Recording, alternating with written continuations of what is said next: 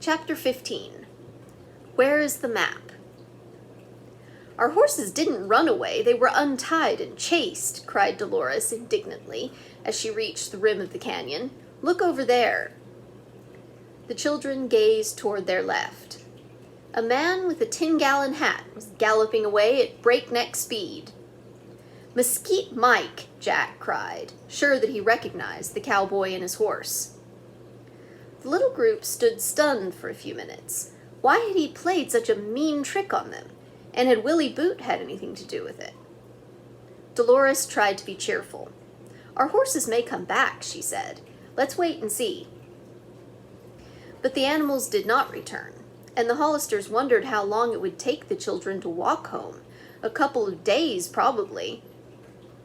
Oh dear, Helen said, dropping to the ground and brushing away a tear. Everything's gone wrong trying to find Mystery Mountain. Don't give up, Pam consoled her. I have an idea. What is it? Instead of walking home, why don't we wait for someone to rescue us, she suggested. In the meantime, we can still look for the mountain.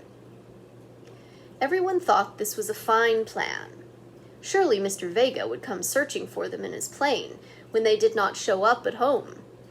The rescue would be easy. What time will they expect us at the ranch house? Helen asked. By supper time, Dolores replied. But you all might as well make up your minds to spend the night here. The plane shouldn't start out until morning.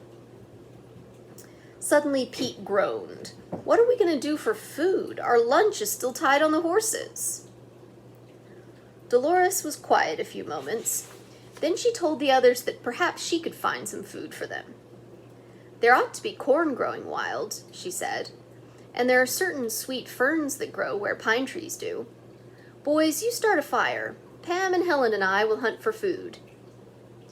Pete and Jack said they had no matches with them, but they would try the Indian method of making a fire. First, they looked for a stone containing flint, but failed to locate one.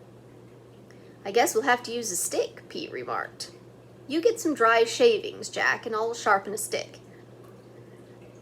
First, though, he made a tiny well in a dry piece of tree bark with his penknife. Next, he whittled a stick to a fine point. It was just finished when Jack brought some tinder dry pine needles, which he crushed and put into the well. Here we go, Pete said. Holding the stick upright between his palms, with the pointed end in the well, he began twirling it back and forth very fast. Jack got on the ground and gently blew on the needles. No sign of a coal after several tries. But the boys did not give up, and at last were rewarded. A faint whiff of smoke curled up from the dry needles. Hooray, Pete cried, twirling the stick even faster. In a matter of minutes, the boys had a fire going. When the girls returned, their arms loaded, they gasped in astonishment. I didn't believe you could do it, Dolores exclaimed, laying down a piece of cactus. We're not such dudes as you think, Jack laughed. When the food was ready, Pam called out, What can I serve you? We have roast Indian corn, fern and berry salad, cactus juice. I'll take 'em all and plenty of 'em, Pete replied. The picnic party was a great success. When it was over, the children stamped out the fire and prepared to start for Mystery Mountain, or at least what they believed from Mesquite's copy of the map to be Mystery Mountain. We can't carry this heavy doll head with us, Pete said. What say we bury it and come back for it later?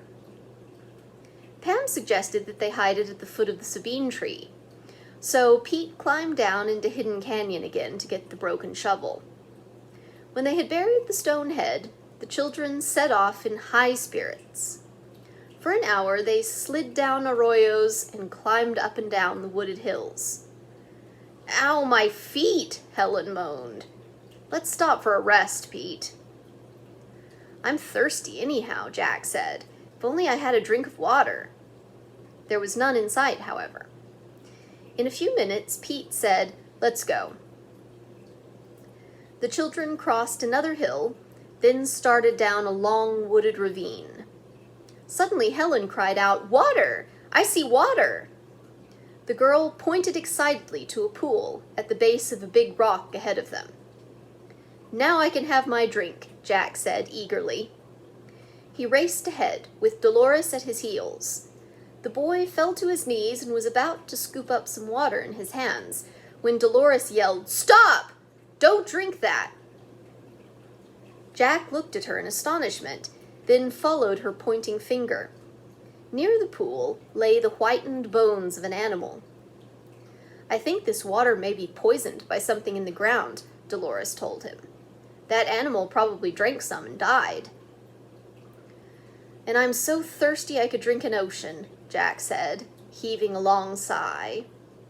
"We can't afford to take any chances," the ranch girl said firmly. "We'll find water somewhere." At this moment a bird came to the pool. "Oh, we must stop him," Pam cried. "Don't let him drink the poisoned water." "Don't worry," Dolores told her. "If it's bad, he won't touch it." The children stood stock still and watched as the bird fluttered around the water's edge. After a moment's hesitation, he flew away without drinking any of it. "You were right, Dolores," Jack said admiringly. The trek continued, with the trip getting rougher and rougher. Finally, Pam asked her brother if he was sure the map indicated the direction. "Yes, but I'll look," Pete said. He put his hand into his pocket and felt around a moment. Then a strange look came over his face. "I've lost it," he confessed sheepishly. "Lost it?" the others repeated. Everyone dropped to the ground in disappointment, and Pete's face grew red with embarrassment. From here on, he would have no idea where to head. "We're really in a mess," he owned up, "and it's all my fault."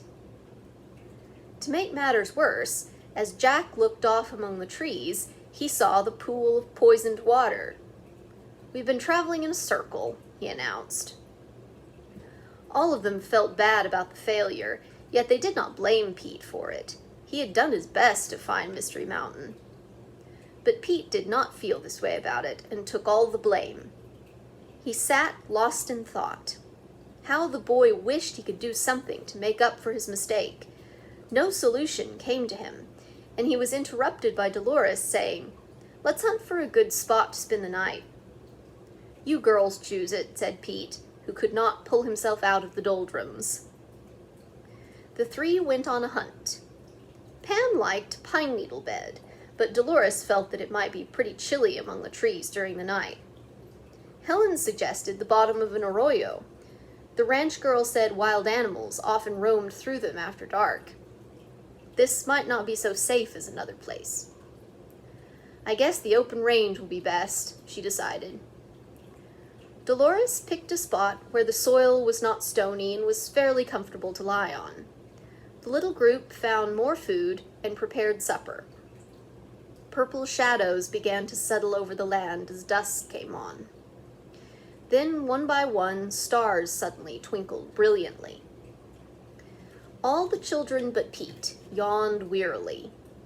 Presently they lay down and soon were sound asleep. Pete continued to stare into space. In a little while the moon rose, and soon bathed the landscape with its silvery light. The nearby mountain caps stood out clearly, and Pete gazed at one after another of them. A flat-topped peak, not very far away, caught his eye. "That looks just like the sketch in the Mexican book," the boy thought excitedly. Suddenly he wondered if what he now saw was really true. A fairly bright light was moving along the side of the mountain. It stopped traveling presently. As Pete watched, it glowed steadily in the one spot. When 10 minutes had gone by, the boy's curiosity got the better of him. "I'm going over there and find out what's up," he told himself. "Maybe I can learn the secret of Mystery Mountain and the kids won't think I'm such a bonehead after all."